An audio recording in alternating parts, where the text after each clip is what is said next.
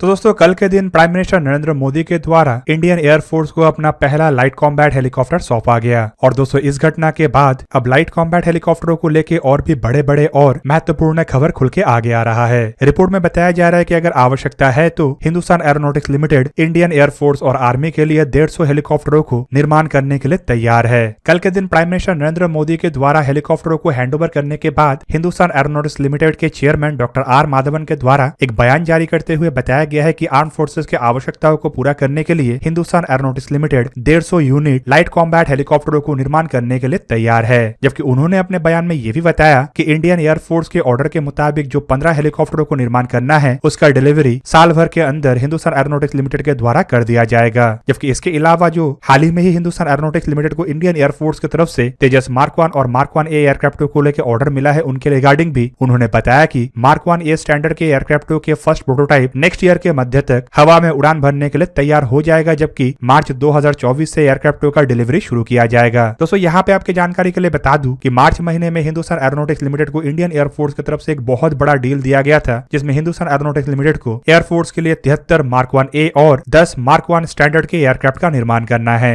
जबकि already Hindustan aeronautics limited को 40 mark 1 FOC और IOC वेरिएंट एयरक्राफ्टों के ऑर्डर दिया जा चुका है और इन सभी ऑर्डरों को मिलाने पे मार्क 1 स्टैंडर्ड के 123 तेजस एयरक्राफ्टों का टोटल ऑर्डर है। दोस्तों कल के दिन झांसी में आयोजित एक समारोह में प्राइम मिनिस्टर नरेंद्र मोदी के द्वारा इंडियन आर्म फोर्सेस को कई तरीके के हथियार सौंपा गया है, जिनमें एयरफोर्स के पहले लाइट कॉम्बैट हेलीकॉप्टर के अलावा आर्मी के लिए बनाया हुआ ड्रोन और नेवी के लिए बनाया हुआ इलेक्ट्रॉनिक वॉरफेयर सूट तक शामिल है। पर इन सभी हथियारों में जो लाइट कॉम्बैट हेलीकॉप्टर है ये इंडिया के लिए काफी अधिक महत्व है, क्योंकि ये हिंदुस्तान एरोनॉटिक्स लिमिटेड की तरफ से इंडिजीनियसली डेवलप किया हुआ पहला एक ट्रू कॉम्बैट हेलीकॉप्टर है। दोस्तों इन हेलीकॉप्टरों को टोटली इंडिजीनियसली डिजाइन और डेवलप किया गया है और इसके डिजाइन और डेवलपमेंट के पीछे संपूर्ण रूप से हिंदुस्तान एरोनॉटिक्स लिमिटेड का भूमिका है। इवन दोस्तों ये दुनिया के सबसे हाई ऑल्टीट्यूड तक जा सकने वाला कॉम्बैट हेलीकॉप्टर भी है। हाल ही में इन हेलीकॉप्टरों को लेके इंडियन आर्म फोर्सेस के द्वारा अपने अभ्यास को अंजाम दिया गया था और ट्रायल के दरमियान ये जो हेलीकॉप्टर है ये पेलोड के साथ 5000 मीटर मतलब 16,400 फीट के ऊंचाई में स्थित दुनिया के सबसे ऊंचाई वाले हेलीपैड में उतरा था।